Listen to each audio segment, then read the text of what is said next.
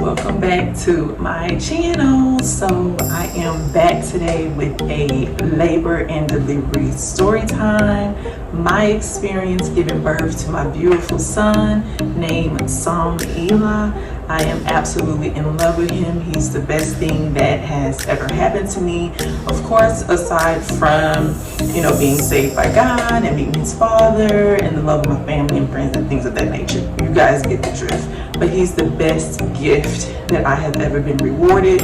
I count it a privilege to be his mom, and I love him to life. Like, I just love him so much. He's actually right here sleeping, so that's why my voice isn't super high pitched. But hey guys, thank you so much for keeping up with me. I am going to try to make this video as compact as possible, but then still put in the facts that you guys really need to know and to hear. So without further ado, let's just jump into my video. If you guys are new to my channel, hey, I am Amethyst Benyang. Yes, that is my channel name and that is my birth name. My labor and delivery story started on August 29th. So let's back up to August 24th. That was my last OBGYN appointment. And you guys know, for my ladies who have had babies and had their regular OBGYN appointments, once you reach around 34 to 35 weeks, depending on your clinic or your office, they start to check you for dilation. Dilation is just how far down the baby is dropping into the cervix to prepare for delivery. So I went in at week 35, I believe. She checked my cervix and she told me it was absolutely no dilation had occurred. Nothing had changed. He was still really high up. And also my stomach, I can try to post pictures of how my stomach looked as well. So everything was he was still sitting up really high. I was very nasally. I felt like he was almost in my chest area. And now looking back on it, that really was the case. He was very high up for pretty much the whole entirety of my pregnancy. Went back 36, 37, 38 weeks, still no real change, significant change in dilation. I was walking around the neighborhood. I'm talking about like full blocks around the neighborhood. My fiance and I, by the way, yes, I am engaged. I got engaged actually on my birthday. For my birthday dinner, my fiance popped the question, so I am super excited. I was actually 35 weeks pregnant. That's a whole nother video. My baby is stretching right now. He does all these cute stretches, and it's like the cutest thing ever in the world that you want to see and that you want to hear. But yeah, so that'll be a separate video. But I know some people will probably look at the ring and say, oh my goodness, that's different. She didn't have that on before. But now I can finally fit it, and my fingers are not swollen like little sausages, so I can actually fit my ring. But that will be another video. This is strictly just my labor and delivery video. So I went in at 38 weeks, and the doctors pretty much said you're still only like half a fingertip dilated, and most likely it's just baby's size. So size, and he was head down pretty much through the entirety of the pregnancy. I know from like 17, 18 weeks, he was head down. Every time they would do an ultrasound, like, oh my God, he's in good position. He's head down. He's right there where he needs to be. But I just wasn't dilating, even after walking and all of that. So they checked his size at 38 weeks, and he was like measuring at 8 pounds 3 ounces, and that was 38 weeks and like 2 days. So they told me they're going to go ahead and schedule me for induction at 39 weeks and 6 days. So yes, August 29th, I went in to the hospital to be induced. Of course, when they told me I was going to get induced, you start looking at YouTube videos, you start getting all, set up. I already had his diaper bag packed since probably like 30 weeks. I'm one of those moms who I do not like procrastination. So everything was already set, everything was already ready to go. His dad's bag was packed, baby's bag was packed, and mommy's bag was packed. So we were already situated and ready. So I had to go do a COVID test that Friday, before, and then the August 29th was on a Sunday. Yes, baby. Yes. Say hello. Hello, friends. For the COVID test, I had to go to the actual hospital location. It was just kind of like a drive-through type of thing. She came out, she only did one nostril. It wasn't bad at all. And actually, I was really nervous about that because I just don't like, you know, when they go all the way up. But she was very, very gentle. She told me a trick to do to make the situation a lot smoother and a lot more comfortable. So that was done. Test came back negative, thank goodness. And we were pretty much scheduled for that induction on Sunday, August 29th. So today is actually the big day where we are going to the hospital to get induced. My baby boy is coming literally any hour now at this point, not any day. My prediction is that he will be here August 30th. Not really for sure what time, but for sure August 30th, 2021. So today is August 29th, 2021. I feel really, really confident. I feel really good. I'm more excited, a little bit nervous. First time mom, labor, delivery, bringing a baby to the world, obviously. But I've cleaned up everything in the house. It looks really, really, really good and clean. Super clean. Everything is super clean. So we're just waiting on our beautiful baby boy to get here. And we are going to go eat first, and then we are heading to the hospital. I am filming on my iPhone 11 Pro Max right now. So if the quality looks a little whatever, that's why. But I just wanted to give you guys a quick update. To be honest, I wasn't really nervous. I was more excited. So me and my fiance, we went and had our last meal before being induced, which was saltgrass. I had steak, mashed potatoes, a salad, and my fiance salad, and drinks like a Sprite, I believe, or something like that. So I was all situated, all ready to go to the hospital, and we went to eat right before we arrived to the hospital because they said once we get there, we can't leave out. I can't eat nothing. I think like after midnight that night or whatever. So I get in, they get me situated. Of course, I had to change into the gown. I had to get checked in. The process was really, really quick. From the time that we arrived at the hospital to the time we were in our room was about 20 minutes. So it really was a fast process. I was in the bed. They had me hooked up to IVs. I will post a picture of that. This is Sunny's bed. The room tour. The bathroom is over there. This is the storage TV. Most definitely. What about you? Did you vaccinate? Rocking chair. Pull up, sits up bed. There's bed. Baby's heartbeat and everything going.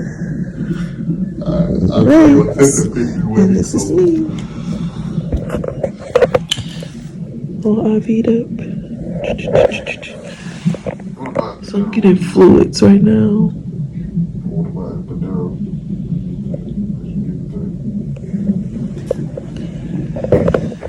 They put the baby monitor on me to monitor my son's heartbeat. They put the blood pressure cuff on me. They put, I think like, did they monitor my heart as well? Maybe they monitored my heart as well. I was just hooked up to so many different things, and it feels like everything is like a blur. If you've ever given birth or being induced or just went through labor and delivery, everything just moves so fast. Even though we were in there for hours and hours, but it went so fast. So they started me on Cytotec, which is like a pill, and what it does is just, it's meant to soften the cervix, because when I went in, they checked me and I was still like 1 centimeter, and that was with them like forcing it. So they did put the Cytotec in, and they came back and checked me like every 2 hours. With the Cytotec, I think I maybe dilated the first time to maybe 2 to 2.5 centimeters. They put another round of Cytotec in around 5 hours later, and I dilated, I think maybe to 3.5, and that was with them stretching me out and trying to kind of help the process along. After a few more hours, the doctor came in and was just like, you know what, we're not really progressing. In my heart, in my mind, I knew C-section, but I was still just kind of holding on to that hope of a natural vaginal delivery. But I wanted a healthy baby, and that was all that, you know, I could ask for at that point. It's just a healthy baby, healthy mom, and healthy baby. So my son was doing really great. He was responding well to all of the meds. They also put me on a Pitocin drip. They turned that sucker up, not dilating. I also will note this, I did get epidural really early. I got epidural right around 2 centimeters, so I really didn't feel any contractions. I may have felt 1 to 2 contractions from very early on, but they weren't that bad. But I did get an epidural really early. I don't like going through pain, and any mom who have went natural, you know, hooray for you. But for my moms who are similar to me, I enjoyed the experience with the epidural. Yes, I was super numb. It worked the first time. The gentleman I had was super thorough. He walked me through every step. And when he came in, guys, he only had one leg, and I was just like, in my heart, I was just like, oh my God. Like, I looked back, and he just introduced himself, and he was the sweetest guy. And I was just like, how in the world is he about to do this epidural? Like, can somebody help him out? Like, I don't need to go through this more than once. I was just like freaking out. But mind you, he was like the best. I would actually request for him again with the next pregnancy, the baby number 2, down the road. But yeah, he was super sweet, and he was very thorough. He explained point A to point Z, everything that he was doing at every moment of time. So it was just perfect epidural experience. I felt like a little cold going in my back, and then maybe within 10 to 15 minutes later, I was numb from the waist down. I didn't feel anything. I couldn't move my legs. I couldn't move anything. My spouse, my fiance, and the nurses had to move me all around. I was just kind of like flopping all around. I don't know. That was the only thing that was kind of more like an out-of-body experience. But yeah, so I already had the catheter as well as the epidural set and ready to go.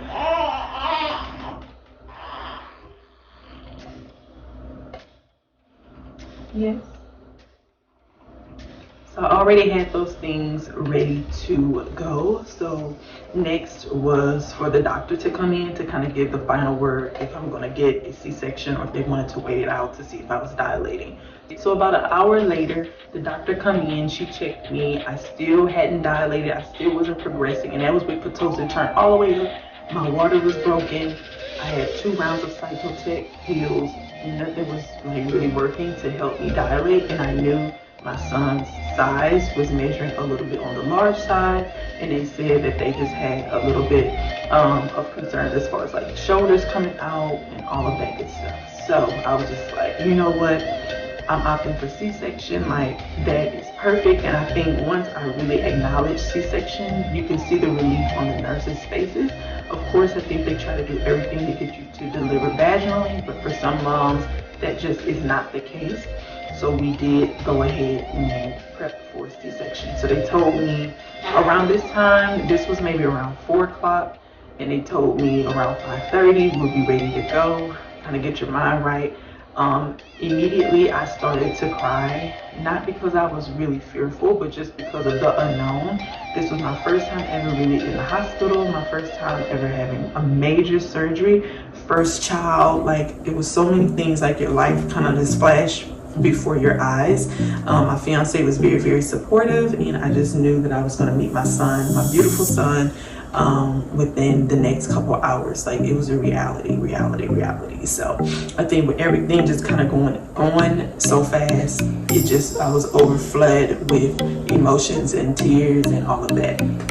So fast forward, remember they told me 5:30 we'll be set and ready. I called my mom. I was crying. She prayed with me and kind of like helped me out. And my fiance definitely was there as a source of strength and emotional support. and we were just like, we got this, God is in control, and everything will turn out perfect and great. So they rushed in around 4:30 and was just like, we're ready to go. The doctor actually wound up finishing another C-section early, so the room is already set for you. They gave my fiance his outfit to wear, his shoe covers, like everything just went fast. They pulled the bed down on me. The anesthesia was back to give me the C-section anesthesia because it's different from vaginal and C-section. They had to give me more, where you're numb from like under your boob area down. Like everything went so freaking fast. Only thing that I really was feeling in that moment was like I wanted to vomit. All I could think of was vomiting, and vomiting fast. I told the nurse, I said, give me a vomit bag, I'm getting ready to vomit. I mind you guys, I have not vomited the entire pregnancy, but when they just started moving everything super fast, I was just like, I gotta vomit. And I just literally gagged everything out. I think the nerves, I think all of the IVs and the anesthesia and not eating and the C-section news and all of that just kind of like wore on me. But yeah, so once I vomited everything out, after that they wheeled me out. I think my fiance took a little clip of them moving me, but he was also trying to get changed and trying to get situated, so he couldn't really film too much of it. And yeah, they wheeled me out. They shaved my belly area, put like this, I don't know what you call it, but it's like this brown solution. I think it's kind of like a cleaning solution on my belly, and just kind of like doing C-section prep or surgery prep for me while I was still in my regular room. So everything just moved super fast, and they said we can ready to have a baby. I was like, I had to call my mom and tell her I'm having him an hour early. So yes, everything, like I said, moved fast. They moved me in. From the time they moved me to the OR room to the time Son was born, it was maybe about 30 to 45 minutes. So the process wasn't really long. It went really, really well. The anesthesiologist stayed with me and talked to me, and I'll insert a few pictures of like how they had me stretched out, like they had your arms stretched out like this. And it's just a whole process, guys. Like the whole process is mind-boggling. My fiance said he walked in and he literally saw the cut, like everything kind of just like there. And they don't give you any warning. Everything is just there. Like it's just there. So my son was born at 5:14 p.m. August 30th, 2021, 8 pounds, 5 ounces, 20 inches long. Perfect in every way, clean bill of health, best gift, like I said, ever in life so far, like the best gift by far. I'll do it a million times again for this beautiful baby. So yes, and after that they stitched me up. I was able, my fiance was actually the first one who got to hold him, and then they brought him over to me to get his fingerprints, footprints, birth facts, all of that stuff that they do, and then they put him on my chest. And yeah, so within about maybe 30 minutes later, after they stitched me up, I was able to postpartum, to recover and all of that good stuff, and was able to see my baby. Also, I don't want to make this video super long, but I do want to talk about some of my favorite postpartum items that I personally love, because I know a lot of videos, you don't really know the real.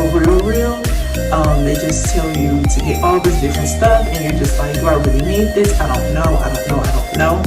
But I do have a whole thing of postpartum, 3 items that I just feel were the most perfect items for postpartum.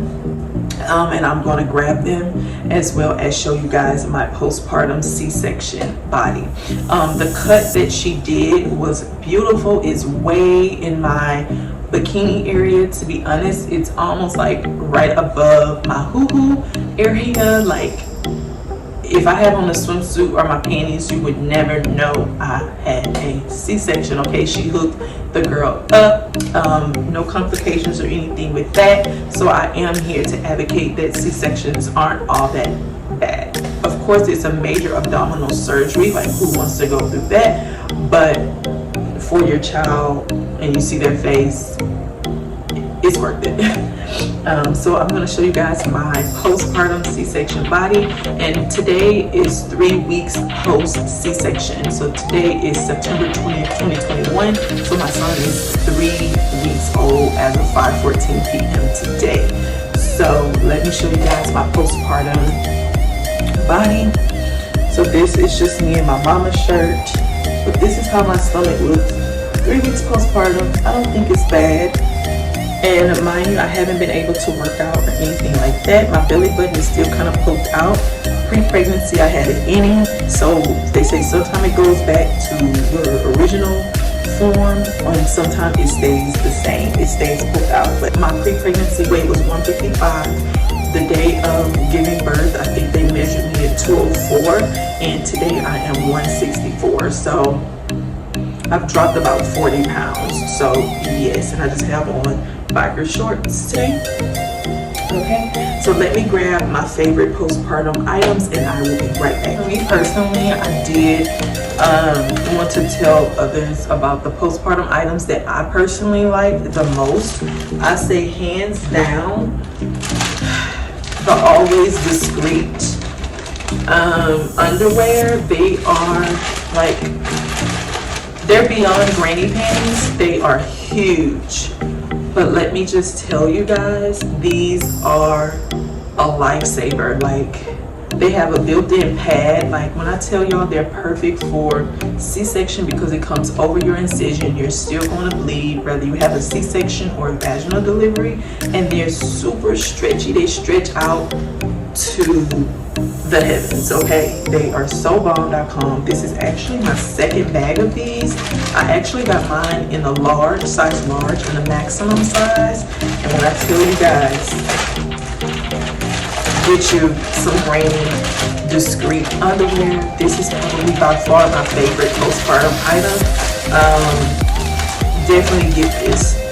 Definitely, if you want more comfort, as well as, you know, that way you don't have to worry about pad and all of that. And I just change those a couple times throughout the day, and they're perfect. Along with that, I use this to spray myself off down below. I think this was a pretty good thing as well. It is the Perry bottle, and it just has like this little spray nozzle, and it has this hook on it so that you can put it down and you can spray yourself to kind of clean up and clean off. This is a lifesaver. This with those Always Discreet diapers are bomb. The next thing I have are high-waisted panties. I know it's kind of weird to have panties on here, but anything dealing with labor and delivery is a little bit weird because it's dealing with body fluids and babies and all this different stuff.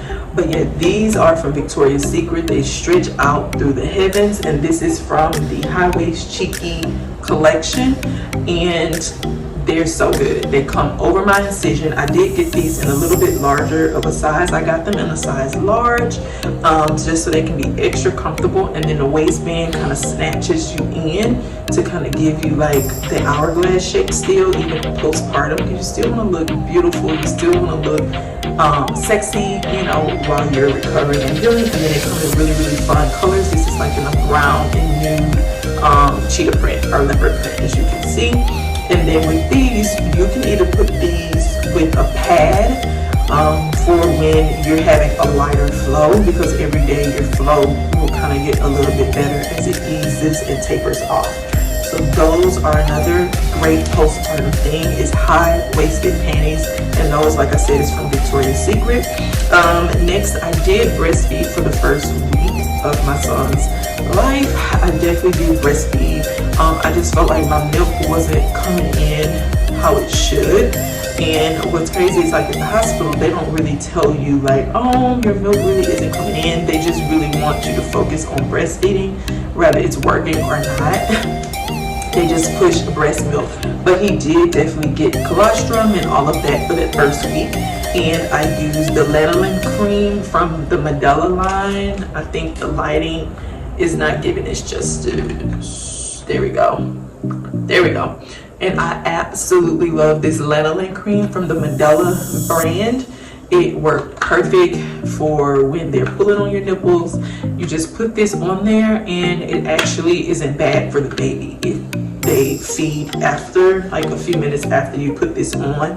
It's still really, really good, and it works miracles and wonders for your boobs and your nipples. So those are my postpartum, my favorite things for postpartum. I'm trying to think if there's anything that I missed. Yes, the hospital do provide the peri bottle like what I showed, but theirs don't have the hook on it where you can just spray. Theirs is just like a straight hook, and it's a little bit more work. And they also do provide like a panty with like these super big pads. They provide that as well. I actually did wear them for like the first 2 days. But then I was like, no, I'm just going to use the ones I have because they're just a one-stop shop. I don't have to worry about putting the pad in and all of that. It has a built-in pad and it is perfect. And that is from Amazon. What else? I stayed in the hospital from that Sunday at 8 o'clock through Wednesday 10 p.m. because we had to stay in postpartum for a little bit longer. I was trying to get the hang of breastfeeding. He also had to get like his circumcision.